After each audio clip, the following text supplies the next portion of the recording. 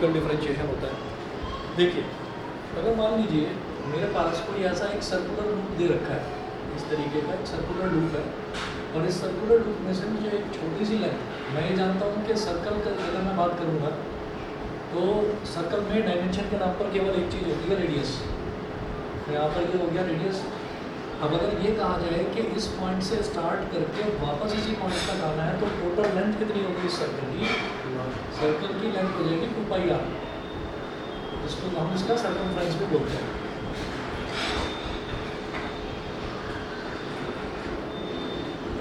ये इसका सर्कमफ्रेंस भी होता है। उसके बाद देखिएगा L is equal to 2πr, ये हो गया सर्कमफ्रेंस। अब अगर हमसे ये कहा जाए कि मुझे नहीं पता कि सर्कमफ्रेंस क्या है, आप तो बस ये बता दीजिए कि पूरी जो इसकी लेंथ है इसका एक छोटा सा टुकड़ा निकालो। तो अगर मान लीजिए हमने इतना छोटा सा टुकड़ा निकाल दिया इसका, तो इसको हम बोल देते हैं dl। dl का मतलब होता है डिफरेंशियल एलिमेंट ऑफ l, मतलब लेंथ का एक बहुत छोटा सा पीस काट कर निकाल देना। This is called differentiation. ठीक है, अब आप ये देखिएगा कि डिफरेंशिएशन के जो फॉर्मूले हैं उसका मेरे को यूज़ क्या करना पड़ता है, कहाँ पर वो काम आते हैं, वो देखते हैं जरा। पहले तो फॉर्मूले नोट कर लीजिए, 2-3। मतलब ये तो क्या हो गया, ये तो फिजिकल मीनिंग हो गया इसका कि फिजिकली मैंने एक डायग्राम देखा और मैंने कहा कि उसमें से एक छोटा सा पीस अगर हमने काट के निकाल दिया तो उसको बोलते हैं डिफरेंशियल एलिमेंट। और जब मैं इसकी लेंथ की बात कर रहा हूँ तो डिफरेंशियल एलिमेंट ऑफ लेंथ हो गया वो। अब आगे की कहानी ये है कि भाई ये तो एक फिजिकल एस्पेक्ट हो गया इसका। अगर हम मैथमेटिकल एस्पेक्ट देखें तो मैथमेटिकली हम ये कहेंगे, इधर लिखिएगा फंक्शन, इधर लिखिएगा फंक्शन और इधर लिखिएगा उसका डिफरेंशियल।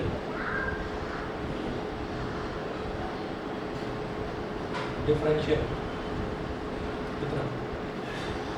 अब जो फंक्शन है, फंक्शन अगर मान लीजिए मैंने सबसे पहले मैं बोलता हूँ कि अगर मेरे पास x है, फंक्शन x, और x को x के रिस्पेक्ट में डिफरेंशिएट करा जाता है। x को x के रिस्पेक्ट में डिफरेंशिएट करने का मतलब क्या है कि इस लेंथ में से ही लेंथ काट कर निकाली जाएगी, एरिया में से लेंथ नहीं निकाल सकते हैं।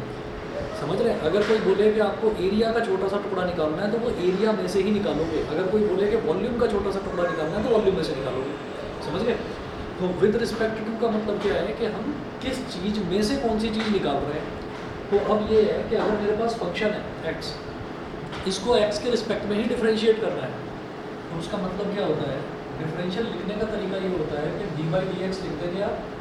d/dx का मतलब ये है कि मैं इस फंक्शन को, ये जो x फंक्शन दे रखा है, इसको मैं x के रिस्पेक्ट में ही डिफरेंशिएट कर रहा हूँ। ठीक है, डिफरेंशिएट का मतलब क्या होता है, डिफरेंशिएट का मतलब होता है तोड़ना। और तोड़ने का मतलब आप अगर ये देखें कि मान लीजिए हम ऐसा कर रहे हैं कि इधर 8 है और इधर 2 है। आपसे अगर कोई बोले कि 8/2 करो, 8/2, तो आप क्या करेंगे, 2 4 8।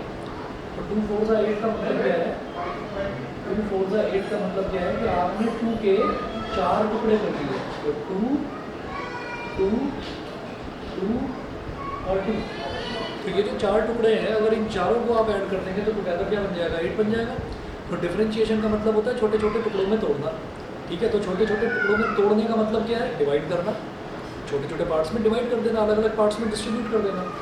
तो अगर मैं x के रिस्पेक्ट में डिफरेंशिएट कर रहा हूँ x को, तो मुझे उसको dx से डिवाइड करना पड़ेगा, क्योंकि x के रिस्पेक्ट में ही उसको हम डिफरेंशिएट कर रहे हैं, तोड़ रहे हैं। dx/dt से नहीं लिखते, बता रहा हूँ। तो d/dx एक तरीका हो गया डिफरेंशियल लिखने का। ठीक है, और मैं कर किसको रहा हूँ, x को कर रहा हूँ, तो इसको लिखा ऐसे जाता है d/dx ऑफ x। हाँ जी बोलिए। d/dx है, ये तो समझ नहीं आएगा, मतलब ये समझ में आएगा, क्षेत्र में तो d/dx का आएगा। बिल्कुल समझ में आएगा। ये क्या होगा कि इसका मतलब ये है कि हम किसी भी फंक्शन को किसके रिस्पेक्ट में डिफरेंशिएट कर रहे हैं, तो x के रिस्पेक्ट में डिफरेंशिएट कर रहे हैं तो d/dx आएगा। अगर कोई बोले कि नहीं आपको r के रिस्पेक्ट में डिफरेंशिएट करना है तो d/d आ रहा है, ये जो भी फंक्शन दे रखा है। ठीक है, अगर कोई बोले कि आपको टाइम के रिस्पेक्ट में, t के रिस्पेक्ट में डिफरेंशिएट करना है तो d/dt हो जाए। तो d/dx ऑफ x, इसका फॉर्मूला होता है बेटा 1। और ये वैसे भी आप समझ जाएंगे, dx/dx, dx से dx कट जाएगा, 1 आ जाएगा। दूसरा, अगर फंक्शन मेरे पास है x की पावर n, इसको क्या लिखेंगे, dy/dx ऑफ x की power n is equal power n minus one, ठीक है, so एन एक्स की पावर n, ये फॉर्मूला याद रखना है बस, ठीक है। ये फॉर्मूला आपको याद रखना है कि D by D x of x की पावर n, हालांकि सबके प्रूफ्स हैं, लेकिन यहाँ पर मैथ्स में आखिरी चैप्टर है आपका लिमिट्स एंड डेरिवेटिव्स, उस वाले चैप्टर में सबके प्रूफ्स हैं। कर रहा हूँ, करवा दिया? कर रहा हूँ, अच्छा, मतलब स्कूल में चल रहा है क्या वो? ट्यूशन में कर रहा हूँ। क्योंकि कुछ पीजी के बच्चे हैं, अच्छा, अच्छा। जिनका पेपर में होगा, हाँ। हमें ट्यूशन वाले हम करवा रहे हैं, चलो ठीक है, कोई बात नहीं। D by D x of x की पावर n का सीधा फॉर्मूला एन एक्स की पावर n माइनस वन। तीसरा, अगर फंक्शन है के का मतलब कोई भी कांस्टेंट फंक्शन है, तो D by D x of के, मतलब अगर मैं के को डिफरेंशिएट करता हूँ तो इसका डिफरेंशियल आता है जीरो, ठीक। गेम फॉर्म में होगा। हाँ, एक फॉर्मूले सारे एकदम जो लिखवा रहा हूँ वो सारे के सारे फॉर्मूले लिख रहा हूँ। चौथा नोट करिए, D by D x of sine x, sine x का डिफरेंशियल, सॉरी पहले इधर फंक्शन लिखा सर है, नीचे x नहीं आएगा, मतलब k नहीं आएगा k वाले में। ना हम इसको रिस्पेक्ट किसके रिस्पेक्ट में कर रहे हैं, मैं सभी फंक्शंस को x के रिस्पेक्ट में कर रहा हूँ डिफरेंशिएट, ठीक है। तो x के रिस्पेक्ट में जब मैं k को डिफरेंशिएट कर रहा हूँ तो k में तो x वाली कोई टर्म ही नहीं है, तो उसका तो सीधा सीधा जीरो है। तो फिर अगर हम k को k के रिस्पेक्ट में करें तो क्या आएगा ये आप बताओ, x को x के रिस्पेक्ट में करा तो क्या आया बात, तो k को k के रिस्पेक्ट में करेंगे, ठीक है। तो अगर किसी बिल्कुल अलग वेरिएबल को अलग वेरिएबल की टर्म्स में कर रहे हैं तो जीरो, भाई k है, k में तो x वाली टर्म ही नहीं है, तो x के रिस्पेक्ट में डिफरेंशिएट करोगे कैसे, डिफरेंशियल जीरो आ गया। तो साइन x का अगर डिफरेंशियल देखेंगे तो D by D x of sine x ये हो जाता है cos x, ये cos x हो जाता है। आगे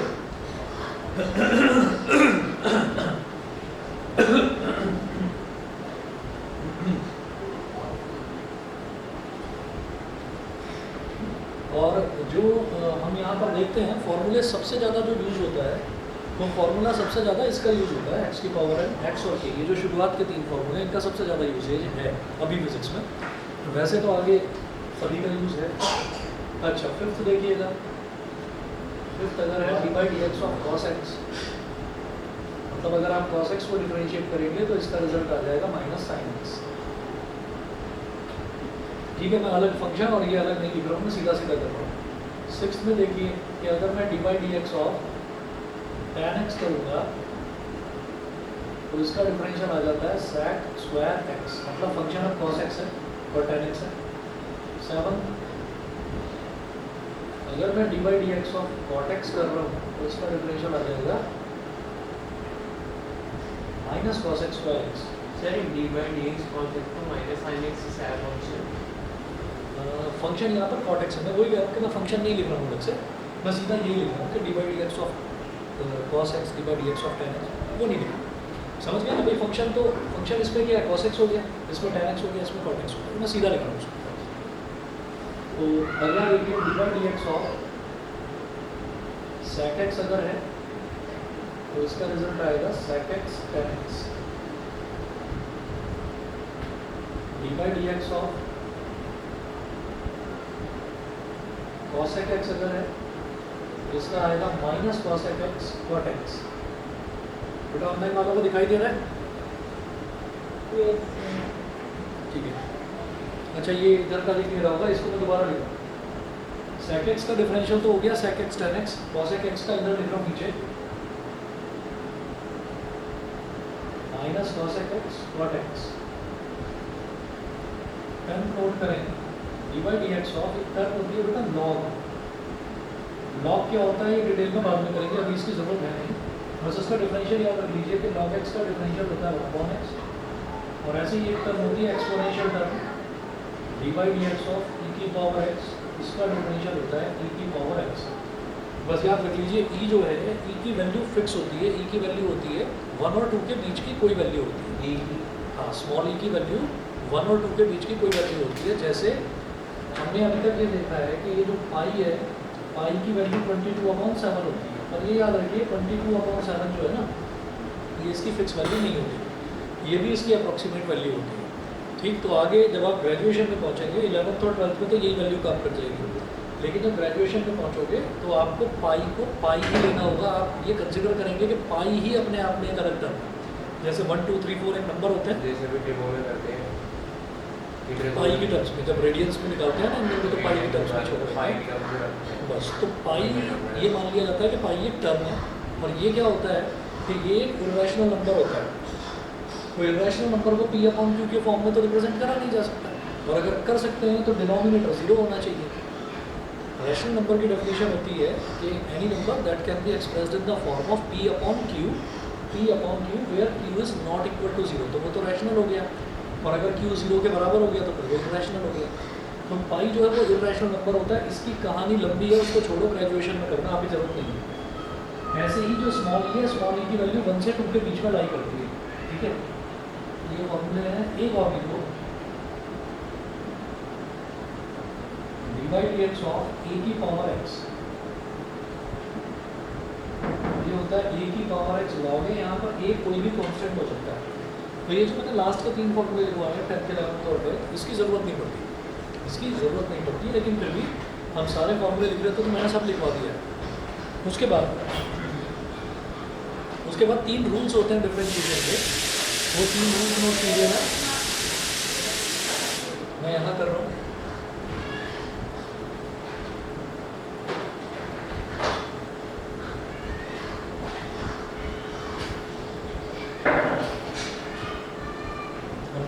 कि मुझे सबसे ज़्यादा ज़रूरत, जो मैंने यहाँ पर ये 12 फॉर्मूले लिखाए हैं, इनमें पहला, दूसरा और तीसरा जो फॉर्मूला है, इनकी सबसे ज़्यादा ज़रूरत पड़ती है, ठीक है। तो फिर भी हमको पता होना चाहिए। आप नोट करें, प्रोडक्ट रूल ऑफ डिफरेंशिएशन,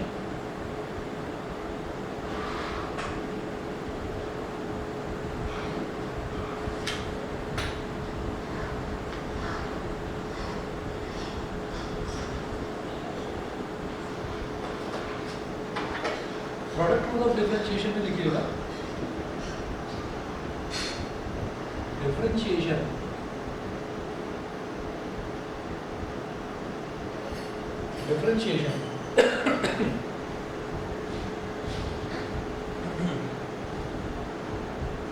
एक मिनट वेट करें please.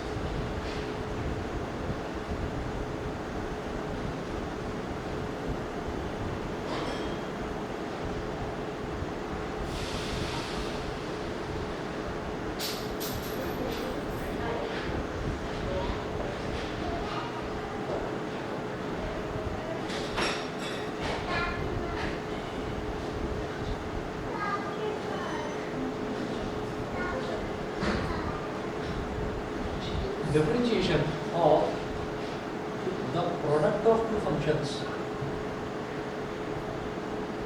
Differentiation of the product of two functions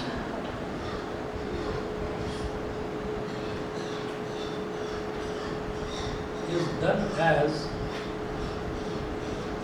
हमने अगर dy dx करा दो फंक्शंस के product fx multiplied by gx, तो fx हो गया एक फंक्शन, gx हो गया दूसरा function.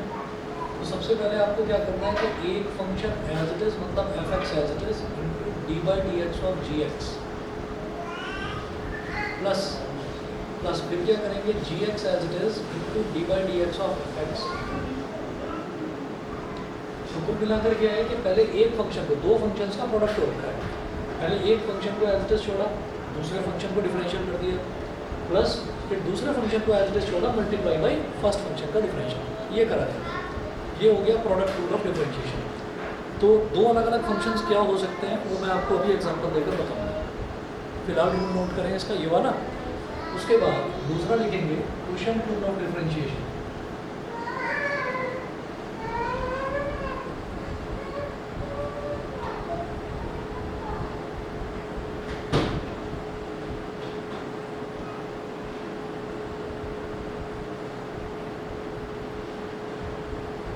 Question rule of differentiation. तो differentiation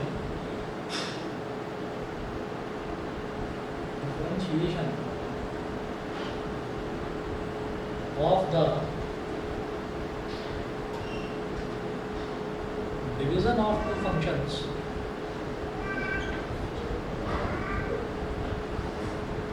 differentiation of the division of two functions is done as, ये कैसे करा जाता है? अगर मान लीजिए दो फंक्शंस हैं dy dx of fx upon G X. पहले क्या था, दो फंक्शन मल्टीप्लाई हो रहे थे एफ एक्स और जी एक्स, अब दो अलग अलग फंक्शंस हैं, ठीक है, वो डिवाइड हो रहे हैं। तो अगर दो अलग अलग फंक्शंस डिवाइड हो रहे हैं तो उनका डिफरेंशिएशन किस तरह से निकाला जाएगा, देखिएगा। डिनोमिनेटर का आपको होल स्क्वायर करना होगा। डिनोमिनेटर वाला फंक्शन क्या है, जी एक्स। जी एक्स का होल स्क्वायर कर दिया, फिर g x as it is into d by D x of f x. समझ रहे हैं? इसमें ये याद रखना है कि पहले डिनोमिनेटर एज इट इज रखना है, ठीक है, और न्यूमरेटर को डिफरेंशिएट करना है। ये सीक्वेंस याद रहे कि पहले डिनोमिनेटर को एज इट इज रखना है और न्यूमरेटर को डिफरेंशिएट करना है। फिर आएगा बीच में माइनस, अब न्यूमरेटर को एज इट इज रखना है और D by D x of G X, denominator को डिफरेंशिएट करना है। ये हो गया क्वेश्चन। अभी रूल्स लोड करते जाओ, क्वेश्चंस में सारी चीज़ समझ में आ जाएगी, फिर आपको लगेगा कि डिफरेंशिएशन बिल्कुल आसान चीज़ है, कुछ नहीं है इसमें। तो दो तो ये हो गए, फिर तीसरा लिखेंगे chain rule of differentiation.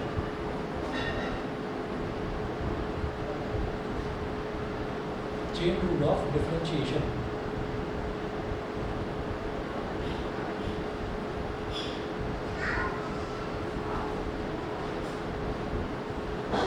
Chain rule of differentiation में क्या है कि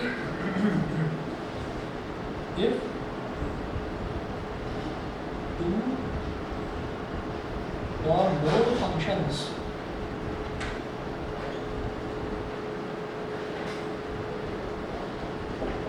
are functions of another functions,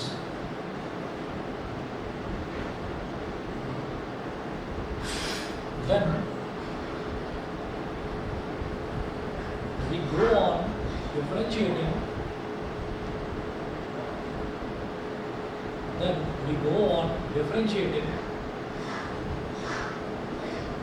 each function,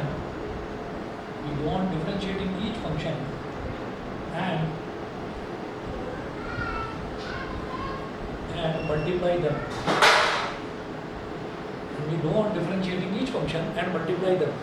तो अगर कहीं पर आपको ऐसा दिखाई दे कि फंक्शन का फंक्शन उसका भी कोई फंक्शन है, इस तरीके से अगर कुछ दे रखा है, तो we go on differentiating each function and multiply them. अब मैं सबके एग्जांपल आपको कराता हूँ एक एक करके, तो आपको ये चीज़ें क्लियर होगी। ये बता रहा हूँ फिर से।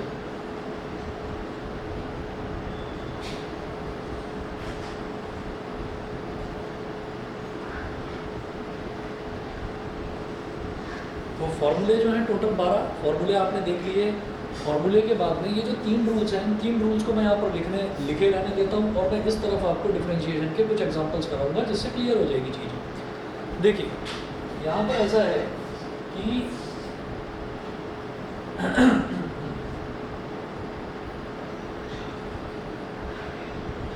एग्जाम्पल वन में मुझे एक कोई भी फंक्शन दे रखा है, मान लीजिए ये दे रखा है कि y is equal to X square plus 2x plus 3, X square plus 2x plus 3। हमको ये फंक्शन दे रखा है और हमसे ये कहा जाता है कि आप y को x के रिस्पेक्ट में डिफरेंशिएट करें। डिफरेंशिएट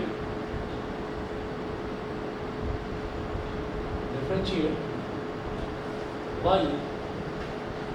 with respect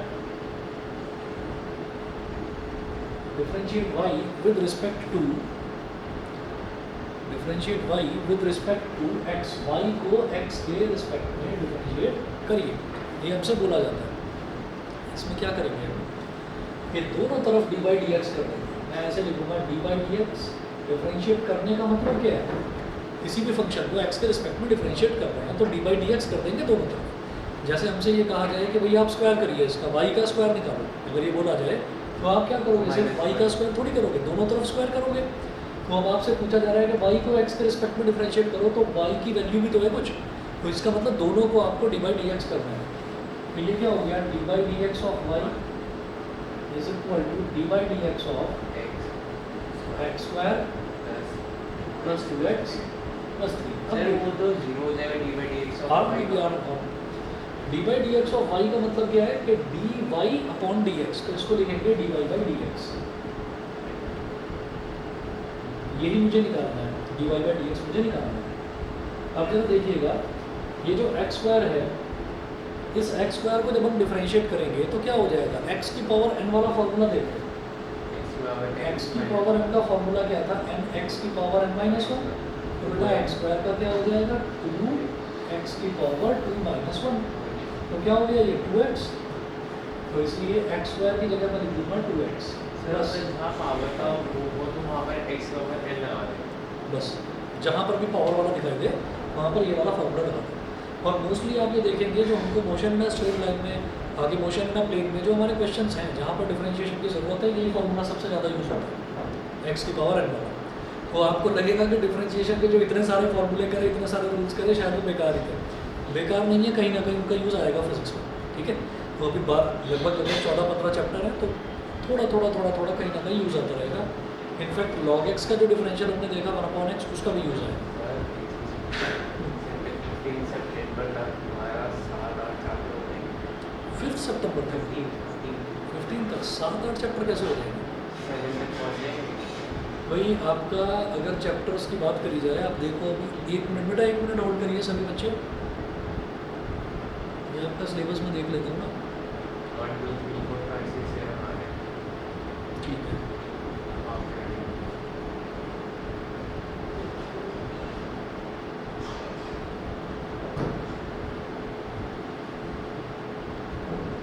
देखिए जी, सबसे पहले इसमें जो है ना चैप्टर 1 जो है, चैप्टर 1 तो आपका फिजिकल वर्ल्ड है ना, तो वो तो हटाओ उसको।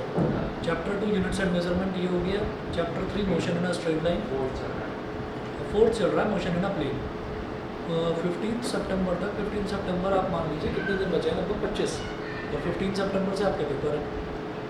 तो एक तो मैं मोशन इन अ प्लेन करवा दूंगा, तब तक लॉज ऑफ मोशन करवा दूंगा, और लॉज ऑफ मोशन हो जाएगा। भाई मैं बहुत भी ज़्यादा अगर ताकत लगाऊँ, मैं chapter number 6 work energy and power तक करवा सकता हूँ मैक्सिमम, लेकिन बिल्कुल प्रैक्टिकल चीज़ बताऊँ तो मैं चैप्टर नंबर 5 तक करा पाऊँगा,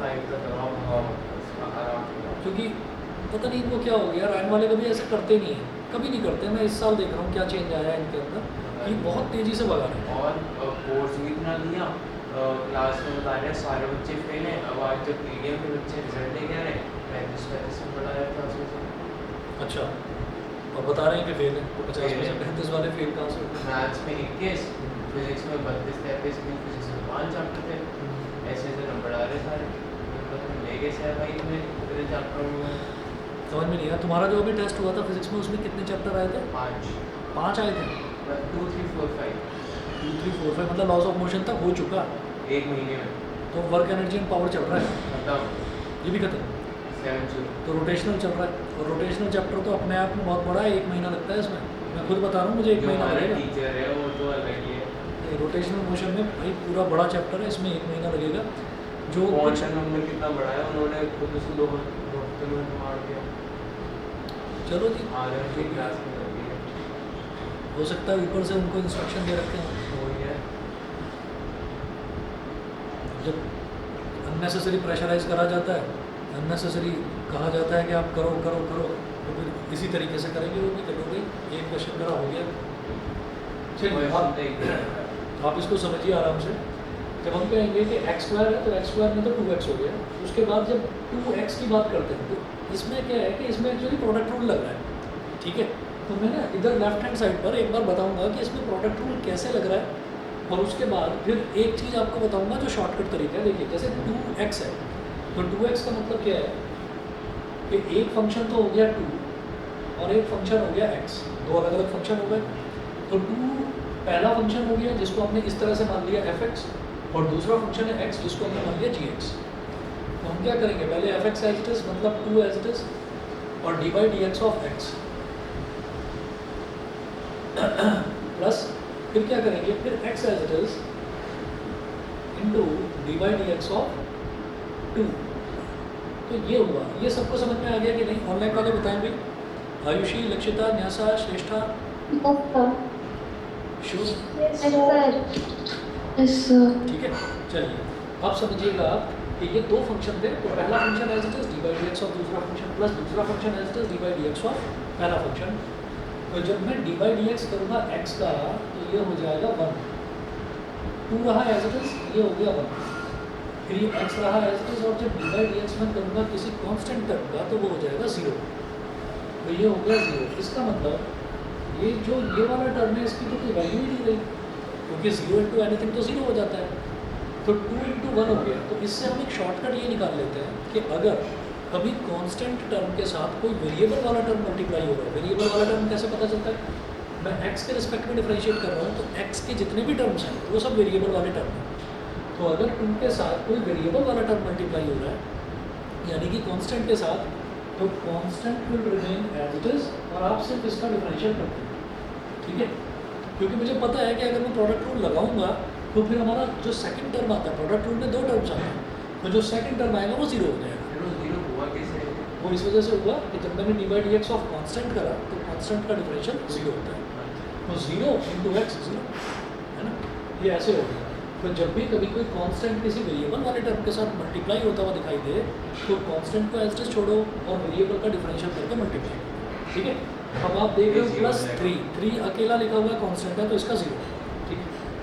तो ये मेरे पास हो गया 0, तो d Y by D x क्या हो गया 2x प्लस 2, ठीक है, ये हुआ। अच्छा, इसके बाद एक और देखिए एग्जांपल,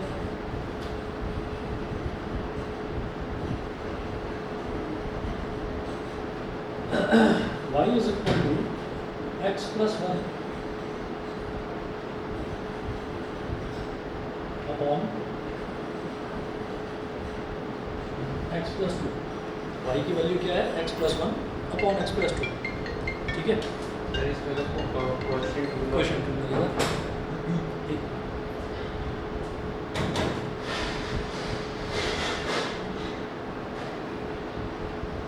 तो y is equal to x plus 1 upon x plus 2, हमको ये फंक्शन दे रखा है। तो क्वेश्चन में ये पूछ रहे हैं तो find d Y by D x,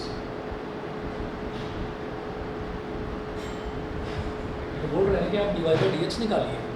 तो अब मुझे यहाँ पर ये दिखाई देता है कि एक फंक्शन ऊपर दे रखा है एक्स प्लस 1, एक फंक्शन नीचे दे रखा है x plus 2।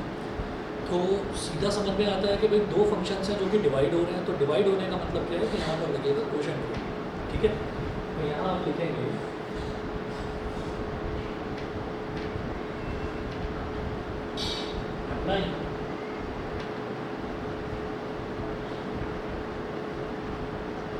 applying quotient rule,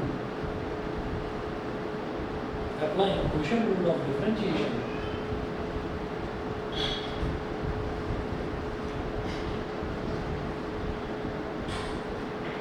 applying quotient rule of differentiation। Left में क्या होगा जब इसको डिफरेंशिएट करेंगे तो d Y by D x, वही लिखना है d by D x of Y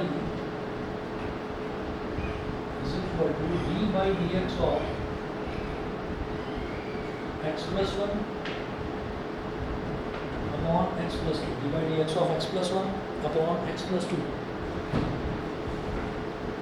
इसमें ये कर देंगे ना sir x plus 2 d by dx of x plus 1 minus बस x plus 1 d by dx of x plus 2 upon x plus 2 whole square, ये करना है। तो अब मैं इसमें क्वोशिएंट रूल लगाऊंगा। क्वोशिएंट रूल में क्या करते हैं, सबसे पहले डिनोमिनेटर का तो होल स्क्वायर कर देते हैं। तो लेफ्ट हैंड साइड में आप क्या लिखेंगे D Y by D x, और राइट हैंड साइड में जो डिनोमिनेटर है डिनोमिनेटर का तो कर दो होल स्क्वायर, तो एक्स प्लस 2 का होल स्क्वायर हो गया। फिर डिनोमिनेटर को रखो एज इट इज, मतलब एक्स प्लस 2 को रखा है as it is into d by D x of x plus 1 minus x plus 1 into d by D x of x plus 2, ये है। तो देखिए भाई d Y by D x is equal to, यहाँ जो डिनोमिनेटर है इसको तो कुछ करेंगे ही नहीं, ये तो होल स्क्वायर करना ही है। ऊपर x plus 2 as it is रहा, और जब इसको x प्लस 1 को डिफरेंशिएट करेंगे तो x का डिफरेंशियल क्या होता है 1 1, और उसका 0 है, बिल्कुल सही। x का डिफरेंशियल 1 और 1 क्या है कांस्टेंट, तो कांस्टेंट का डिफरेंशियल हो गया 0 minus x plus 1 will remain as it is with dy dx of x 1 plus 0 बिल्कुल सही। x का x plus 2 से x plus 2 तो ऐसे कर नहीं अभी नहीं कटेगा, अगर बीच में मल्टीप्लाई का साइन होता तो कट जाता। अभी बताता हूँ। तो ये 1 हो गया x का डिफरेंशियल और 2 is a constant which is written alone. Constant अगर अकेला लिखा रहता है तो उसका डिफरेंशियल 0 सीधा सीधा हम ले लेते हैं। dy by dx x plus 2 into 1 यानी कि सिर्फ x plus 2 और 0 minus x plus 1 into 1 plus 0 यानी कि 1 तो x plus 1 by x plus 2 whole square upon x plus 2 का होल स्क्वायर। तो x plus 2 minus x minus 1 x upon x plus 2 का whole square minus x plus x cancel out हो गया और 2 minus 1 क्या हो गया 1, ये हो गया 1 अपॉन x प्लस 2 का होल स्क्वायर। ऑनलाइन वाले बताए भाई क्लियर? तो इसके आगे नहीं हो रही Yes, sir. चलिए ठीक है। अच्छा तो यहाँ पर हमने एक क्वेश्चन तो ये देखा, दूसरा क्वेश्चन ये देखा। अब ये जो तीसरा लिखा गया है चेन रूल ऑफ डिफरेंशिएशन, इसका कोई फॉर्मूला नहीं बताया। whenever 2 or more functions are given as a function of another function, तो इसका मतलब क्या है, इसमें आप नोट करके लिखेंगे। मैं ये पोर्शन मिटा लूँ।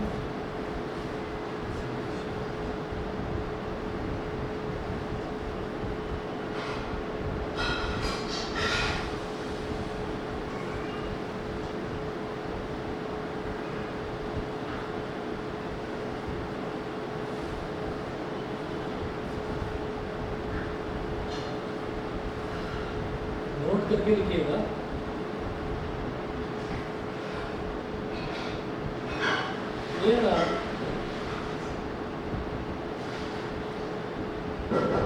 There are 5 major mathematical functions.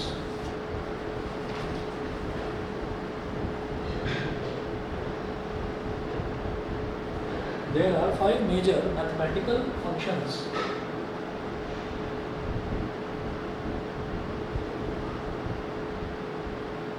I, L, A, T, E. Ilate.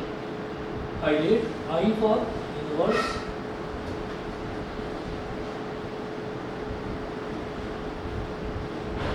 Trigonometric function, मैं शॉर्ट में ना फंक्शन को f की पावर n लिख रहा हूँ। Inverse trigonometric function l for logarithmic function, e for algebraic function, t for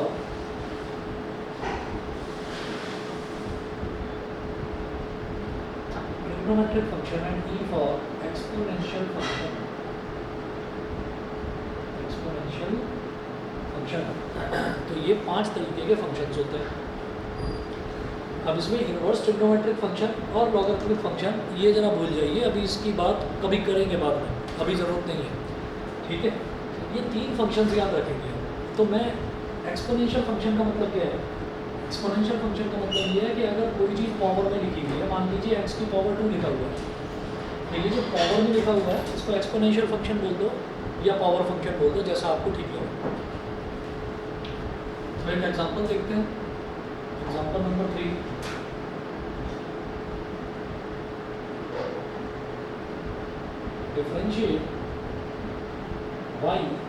differentiate y और बार बार आप ये देखेंगे विद रिस्पेक्ट टू ना लिखकर उसको शॉर्ट में लिख देते हैं WRT।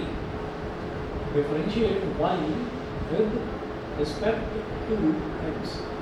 आपको y को x के रिस्पेक्ट में डिफरेंशिएट करना है। तो y इज इक्वल टू कुछ ऐसा दे रखा है आपको, y is equal to sin x square plus 2 का whole square. sin x square plus 2 का होल स्क्वायर ये दे रखा है। तो जब आप इसको देखेंगे, इस फंक्शन को देखेंगे, तो इस फंक्शन को देखकर ये समझ में आता है कि हमारे पास कितने फंक्शन यहाँ पर दे रखे हैं। यहाँ पर हमको दिखाई दे रहा है कि 3 फंक्शंस हैं। साइन ऑफ एनीथिंग, तो वो क्या हो गया, एक साइन वाला फंक्शन, ट्रिग्नोमेट्रिक फंक्शन। फिर इधर है एक्स स्क्वायर प्लस 2, तो एक्स स्क्वायर प्लस 2 क्या है, एल्जेब्रिक फंक्शन। लेकिन क्या मैं एक्स स्क्वायर प्लस 2 को सीधा सीधा कुछ भी ऑपरेट कर सकता हूँ? कहेंगे नहीं, क्योंकि एक्स स्क्वायर प्लस 2 का होल स्क्वायर हो रखा है। तो जब एक्स स्क्वायर प्लस 2 का होल स्क्वायर हो रखा है तो होल स्क्वायर का मतलब क्या है कि भाई पावर फंक्शन भी है, यानी कि एक्सपोनेंशियल फंक्शन भी है। एक्सपोनेंशियल फंक्शन भी है, एक्स स्क्वायर प्लस 2 यानी कि एल्जेब्रिक फंक्शन भी है, और साइन मतलब ट्रिग्नोमेट्रिक फंक्शन भी है। तो फंक्शंस आपस में मिक्स हो रखे हैं, तो एक फंक्शन दूसरे फंक्शन का फंक्शन है। मतलब एक्स स्क्वायर प्लस 2 का होल स्क्वायर, ये एक्स स्क्वायर प्लस 2 क्या है, एल्जेब्रिक फंक्शन। तो एल्जेब्रिक फंक्शन का तो पावर फंक्शन भी है, एक्सपोनेंशियल फंक्शन भी है, और एल्जेब्रिक के पावर फंक्शन जो है इस टोटल का ट्रिग्नोमेट्रिक फंक्शन भी है। तो अगर मैं शुरुआत करता हूँ, शुरू से देखना शुरू करूँ, तो सबसे पहले मुझे ट्रिग्नोमेट्रिक फंक्शन नज़र आ रहा है। तो जब भी कभी आप देखें, अच्छा आपने इससे पहले जो 2 एग्जाम्पल देखे उसमें कहीं पर भी ऐसा नहीं था कि फंक्शन के अंदर कुछ फंक्शन दे रखा हो, ऐसा कहीं नहीं था। तो हम ये कहेंगे कि यहाँ पर 3 फंक्शन नज़र आ रहे हैं। मुझे वो 3 फंक्शन अलग से बताने की ज़रूरत नहीं है, अब आप देखिएगा क्या करना है इसमें। यहाँ लिखिएगा applying chain rule of differentiation.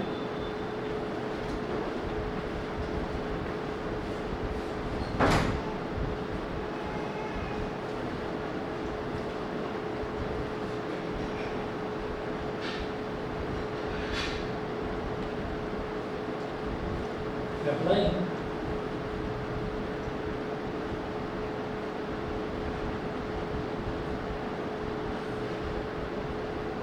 chain rule, applying chain rule of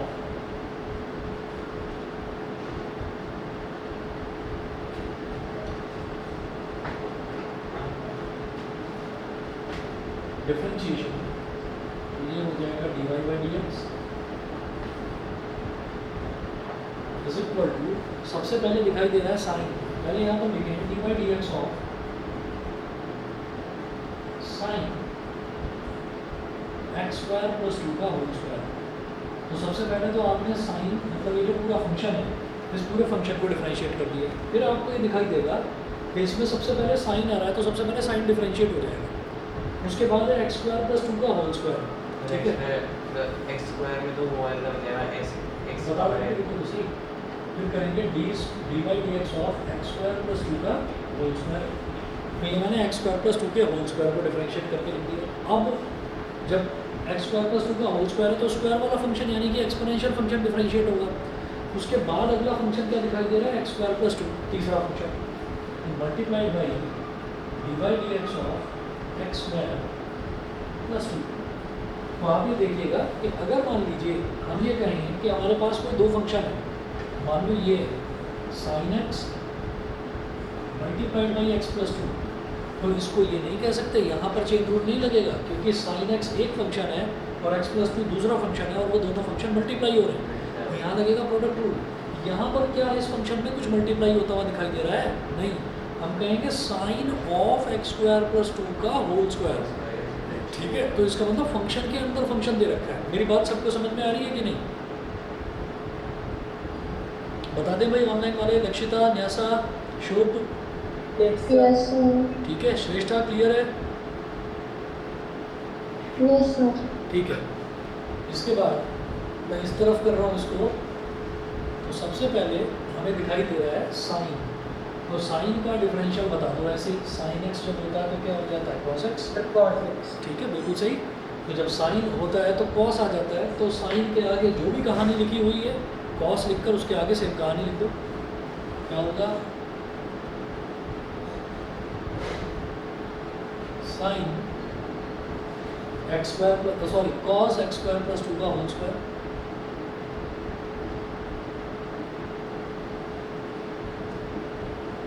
multiply by, जब इसको डिफरेंशिएट करेंगे एक्स स्क्वायर प्लस 2 के होल स्क्वायर को, तो एक्स के स्क्वायर का डिफरेंशियल क्या होता है, 2 इंटू एक्स की पावर 2 माइनस 1, एक्स की पावर n वाला फंडा। तो सीधा सीधा याद रखिए एक्स स्क्वायर का डिफरेंशियल होता है 2x, है ना। तो ये हो जाएगा 2 into x square plus 2,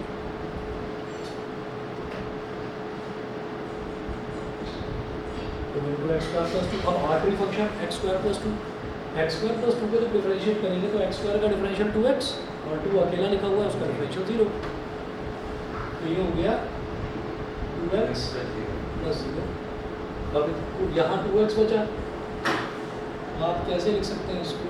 2x multiplied by 2 multiplied by x square plus 2 और लास्ट में ये लिखो cos एक्स स्क्वायर प्लस 2 का होल स्क्वायर। तो 2x इंटू 2 कितना हो गया? 4x into x square plus 2 x square plus 2 का होल स्क्वायर। बोल दो मतलब 4x into x square plus 2 बोल। इसको चाहो तो बोल दो, a प्लस बी का होल स्क्वायर लगाएंगे ना, बोल दीजिए, कोई प्रॉब्लम नहीं। अच्छा ऐसे ही छोड़ दो, कोई प्रॉब्लम नहीं। ठीक है, अब इसी तरीके से हम और दूसरा समझते हैं क्वेश्चन। और देखिएगा example number 4।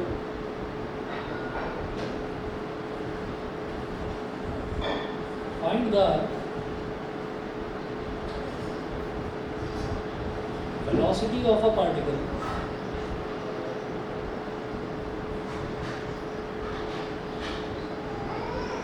whose displacement is defined as s is equal to displacement is defined as s is equal to, क्योंकि ये देखिए find the velocity of a particle eight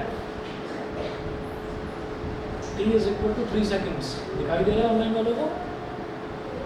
find the velocity of a particle at t is equal to 3 seconds whose displacement is defined as s is equal to 2x square plus 4x plus 3।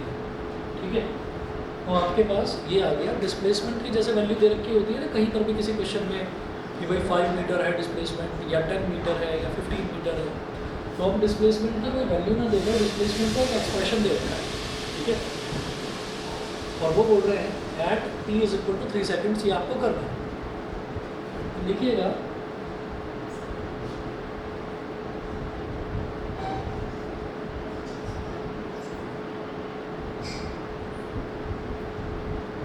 that velocity of a particle is given as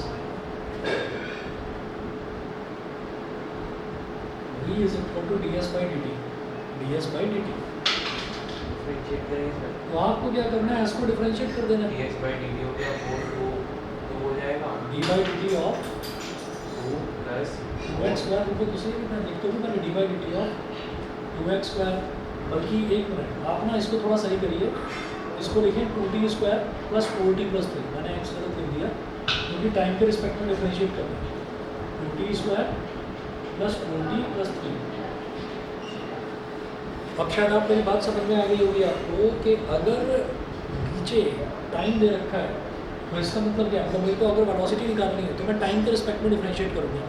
तो D by D T का मतलब क्या हो गया? देखिए ये 2 तो रहेगा एज इट इज, और टी स्क्वायर का डिफरेंशियल क्या होगा बोलो? टी के रिस्पेक्ट में। हाँ, T square is just like x square का डिफरेंशियल 2t, बिल्कुल सही। तो ये हो गया 2t प्लस 4। अब टी का बता दो। टी का 1 बेटा, टी बोल रहा हूँ, टी। अच्छा ठीक है 3 का 0 हो जाएगा। तो ये हमारे पास हाँ ये पहले से दे रखा है नहीं, पहले 2t के पहले वही तो कह रहा हूँ, पहले से ही दे रखा है। तो टी स्क्वायर का डिफरेंशियल है ना 2t। अच्छा, ये तो कांस्टेंट है, तो कांस्टेंट एज इट इज रहेगा। कांस्टेंट जब वेरिएबल वाली टर्म के साथ मल्टीप्लाई होता है तो वो कांस्टेंट को तो एज इट इज लिख देते हैं, और फिर टी स्क्वायर का डिफरेंशियल क्या हो गया 2t। ऐसे ही यहाँ कांस्टेंट मल्टीप्लाई हो रहा है वेरिएबल वाली टर्म के साथ, तो 4 एज इट इज और टी का डिफरेंशियल 1 और 3 अकेला है तो 3 का डिफरेंशियल हो गया 0। 4t plus 4 ये हो जाएगा 4t plus 4। इधर कर लो ये मिटाकर।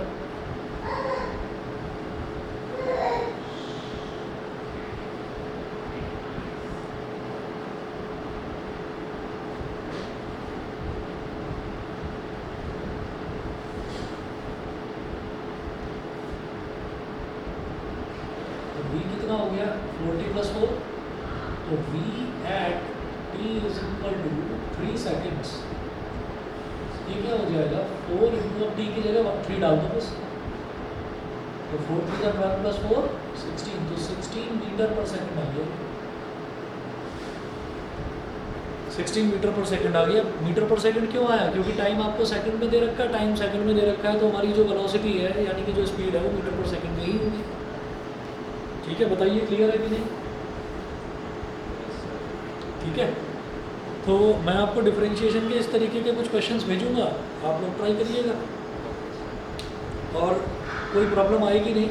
Motion in a straight line में भी आप ये देखेंगे कि कई क्वेश्चन जैसे दे रखे हैं जो नोट्स में हैं, तो उसमें भी आप ये देखेंगे कि कहीं पर आपको डिस्प्लेसमेंट ना देकर पोजीशन दे रखी है।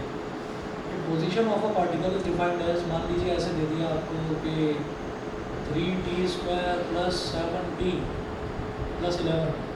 तो अगर आपसे ये पूछा जाए कि भाई आप इसकी वेलोसिटी बताएं, तो वेलोसिटी पोजीशन को कई बार s से भी रिप्रेजेंट कर देते हैं, कई बार x से भी कर देते हैं, तो v = dx/dt होगा।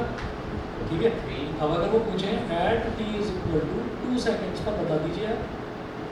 ठीक है, तो क्या करेंगे, v = 3 एज इट इज, और t² का डिफरेंशियल क्या हो जाएगा 2t + 7, और t का डिफरेंशियल क्या हो जाएगा 1, और 11 अकेला है, इसका डिफरेंशियल 0। फिर 60 + ये 7 हो गया 6t + 7, तो वो पूछ रहे हैं t = 2 सेकेंड्स, टोटल 19 हो गया। बिल्कुल सही। तो 6 × 2 + 7 यानी कि 19 मीटर पर सेकेंड। अब ये वेलोसिटी आ गई,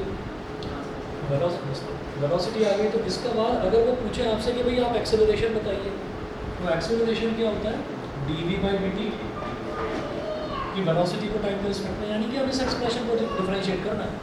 तो ये क्या हो जाएगा a = 6 × 1 + 7 कितना हो गया 0, तो ये क्या हो गया सीधा सीधा इसको आप बोलेंगे 6 मीटर पर second.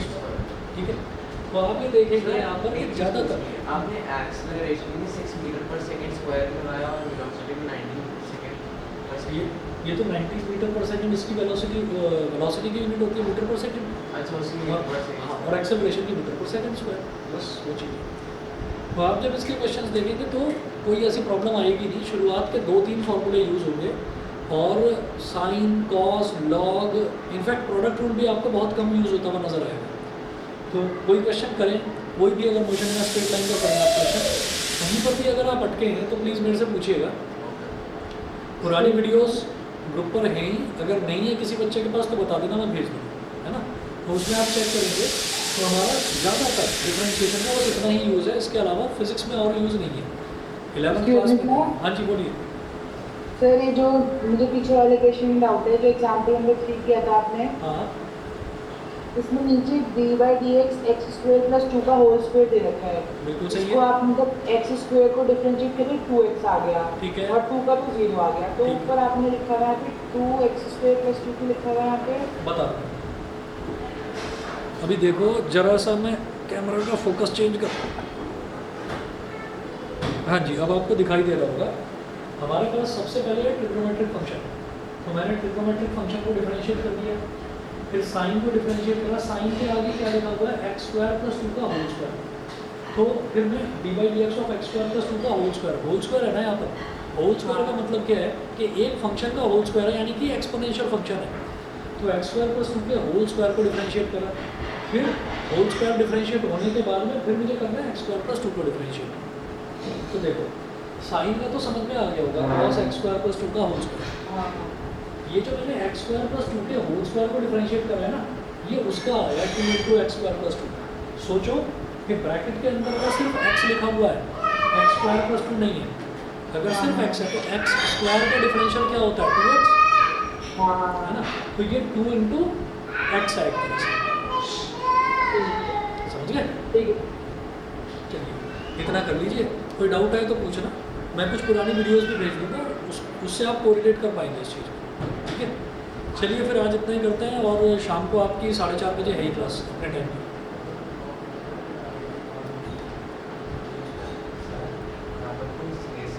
Thank you sir. Okay